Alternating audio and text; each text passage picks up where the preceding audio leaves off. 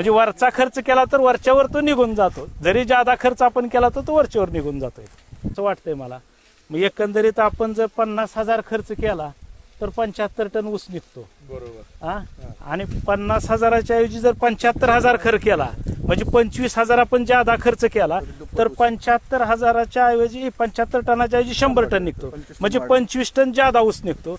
ही सगळ्यात चांगली चळवळ आहे. 100 टन म्हणजे कधी स्वप्नात शक्य वाटत नव्हतं, फक्त ऐकून होतो. नमस्कार. सध्या आपण विठ्ठलराव शिंदे सहकारी साखर कारखान्याच्या कार्यक्षेत्रातील टेंभुर्णी या गावात आहोत. टेंभुर्णीचे शेतकरी आपले MK देशमुख सर यांच्या प्लॉटवर आपण सध्या उभे आहोत. सध्या प्लॉटची तोडणी चालू आहे. साधारणतः आजपर्यंत जर ॲव्हरेज घेतलं तर साधारणतः 105 मेट्रिक टनापर्यंत त्यांचा ॲव्हरेज येईल असा अंदाज आहे. तोडणी आणखी चालू आहे. तर त्यांच्या प्लॉटवर सध्या उभं असताना आपण त्यांना विचारू की ह्यांनी कशा पद्धतीनं काय केलं, कशा पद्धतीनं त्यांना मार्गदर्शन मिळालं, कोणाचं मार्गदर्शन त्यांना लाभलं, कारखान्याचं काय सहकार्य मिळालं, त्यांना आपण आता विचारूया. सर, आपलं पूर्ण नाव सांगा. माझं नाव MK देशमुख सर, टेंभुर्णी, तालुका माढा, जिल्हा सोलापूर. विठ्ठलराव शिंदे सहकारी साखर कारखान्याच्या माध्यमातून 100+ ग्रुपमध्ये मी सहभाग घेतला आणि त्यासाठी संजीवदादा माने यांच्या मार्गदर्शनाखाली आणि कारखान्याचे लगड साहेब, सोमनाथ तात्या हुलगे, अंगद पाटील अशा ह्या 100+ ग्रुपच्या सर्वांच्या माध्यमातून सहकार्यातून ही प्रगती झालेली आहे. ही लागण 15/6/2022 केलेली होती. 5 फवारण्या, त्यापैकी 4 फवारण्या स्प्रे पंपाने केल्या आणि 5वी फवारणी ड्रोनच्या साह्याने केली आणि 1 आळवणी केली होती. आणि ऊस संजीवनी किटच्या माध्यमातून 2 खान्या आणि 1 पहिली सुरुवातीची बाळबांधणी असं खताचं शेड्यूल त्यांच्या मार्गदर्शनाखाली केलेलं होतं. आपलं ह्या सरीतलं अंतर किती होतं? सरीतलं अंतर 5 फूट आहे. 1.5 फुटावर 1 डोळा आडव्या पद्धतीनं लावला होता.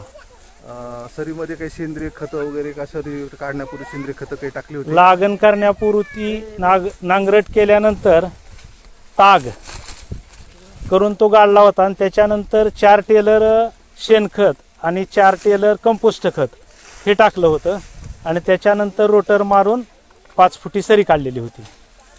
बेन प्रक्रिया वगैरे काय केली होती? बेने प्रक्रिया केली होती. 22 टीन आणि क्लोरोपायरिफासची बेने प्रक्रिया केलेली होती.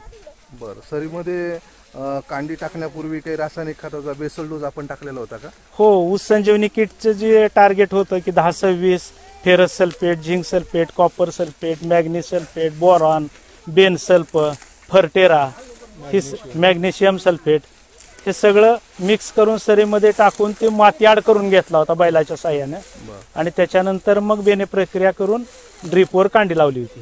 लागवड केल्यानंतर आपण जी आळवणी म्हणतो संजीवनी किटची ती किती दिवसानंतर आपण घेतली? ती 21व्या दिवशी केली होती. 21व्या दिवशी? हा. ब्लॅक बॉक्स किटची आळवणी 21व्या दिवशी केली होती. हेच करत असताना आपण कारखान्यातून काही जैविक खतं वगैरे काही आणली होती का जमिनीतून सोडायला किंवा ठिबकमधून सोडण्यासाठी? कारखान्यातर्फे सॉइल चार्ज, सॉइल हेल्थ आणि वसंत ऊर्जा हे एकरी 2 लिटर प्रमाणे सोडलेलं होतं पहिल्या खाणीच्या वेळेस आणि नंतरच्या खाणीच्या वेळेस. बर. आणि त्यानंतर मध्ये आपण बेसल डोस टाकल्यानंतर मध्यंतरीच्या काळात आपण ठिबकच्या माध्यमातून काही ठिबकमधून विद्रावी खतं दिलेली आहेत? विद्रावी खतं दिलेली आहेत. 1261, 0050 आणि युरिया. सुरुवातीला युरिया दिला होता, त्याच्यानंतर अमोनियम सल्फेट चालू केलं होतं. बर बर. बांधणी करत असताना काही जमिनीतून सेंद्रिय खतं आणि रासायनिक खताचा वापर केला का? केला होता ना. सेंद्रिय खतं कोणते वापरले होते? सेंद्रिय खत सुरुवातीला टाकलेली होती आपण, म्हणजे ताग आणि बांधणीच्या वेळेस नाही. बांधणीच्या वेळेस रासायनिक खतच आणि बाकीची लिक्विड खतं आपण ड्रिप मधून दिलेली होती. बरं, ठीक आहे. यासाठी आपण रोग आणि किडी याचं निवारण करण्यासाठी का रोग आणि किडीवर नियंत्रण करण्यासाठी काही आपण कीटकनाशक, बुरशीनाशकाची काही फवारणी घेतली होती का? ऊस संजीवनी किटच्या ज्या 5 फवारण्या आहेत त्या प्रत्येक फवारणीच्या वेळेस वेगवेगळं म्हणजे बुरशीनाशक आणि कीटकनाशक बदलून त्या प्रमाणानुसार वापरून प्रत्येक 5ही फवारणीला कीटकनाशक आणि बुरशीनाशक वापरलं होतं. त्यामुळे कुठेही कांडी कीड किंवा खोडकीड आपल्याला दिसत नाही.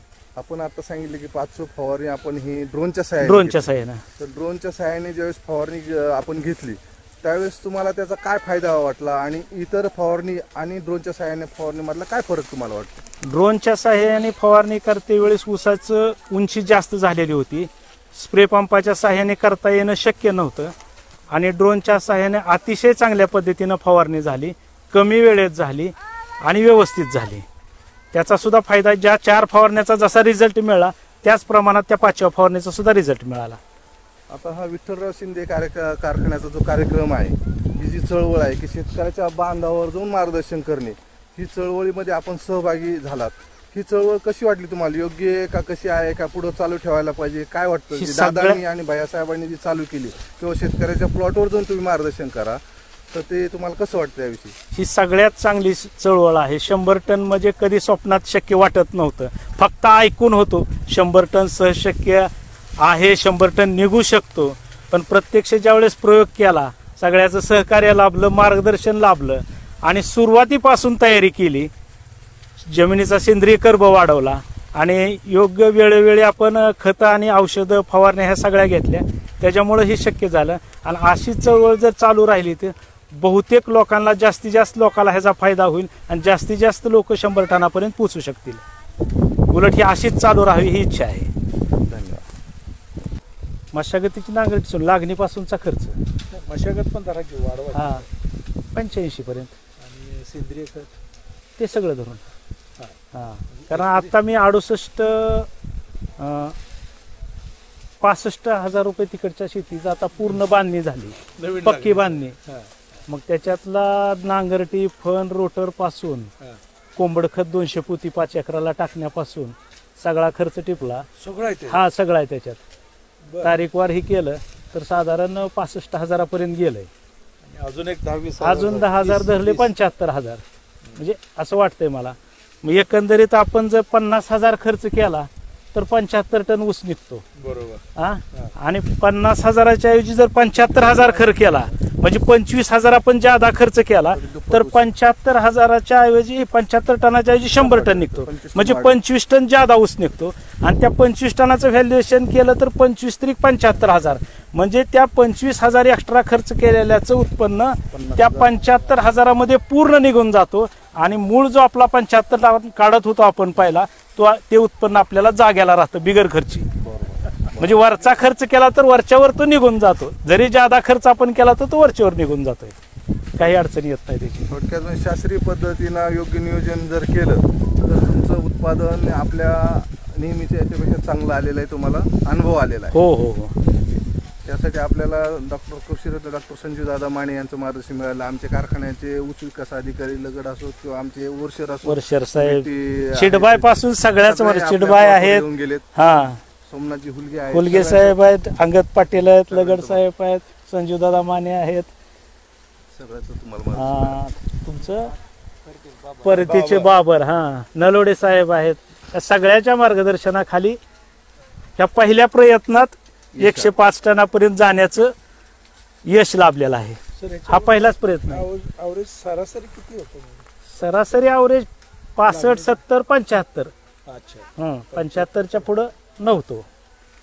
पण कुठल्या वेळेला कुठला बेसळ टोस टाकावा ह्याचं काय तारतम्य नव्हतं की लहानपणी लहान बाळाला काय खाऊ घालावं, कुमार अवस्थेत काय घालावं, किशोर अवस्थेत काय घालावं, वृद्धावस्थेत काय घालावं, ही ह्याच्यातून शिकायला मिळलं. कुठल्या वेळेला कुठलं खत घातलं तर त्याला लागू होतंय. जसं लहान बाळाला आपण जसं अन्न देतो तशा पद्धतीनं कुठल्या वेळेला कुठली खतं वापरा ह्याचा फार चांगला अनुभव ह्याच्यातून शिकायला मिळाला. आता एक अपेक्षित आहे, आता तुम्ही 10 शेतकरी तुमचे निवडायचे आहेत, त्यांना 100 टनावरती न्यायचं आहे. 10 शेतकरी तुम्हीच निवडायचे, कुठेही असू दे. बरोबर आहे, बरोबर. याच परिसरात असतील, बाजूला करूया नक्की, प्रयत्न चालूच राहील. खास अभिनंदन आपलं. धन्यवाद सर.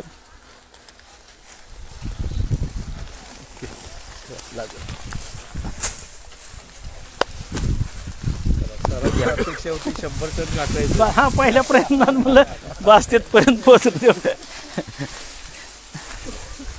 जास्तचा बोनस, पण आपण 100 पर्यंत म्हणलं पहिल्या प्रयत्नात तरी आपलं शिव होऊन मन धडपड होती थोडी.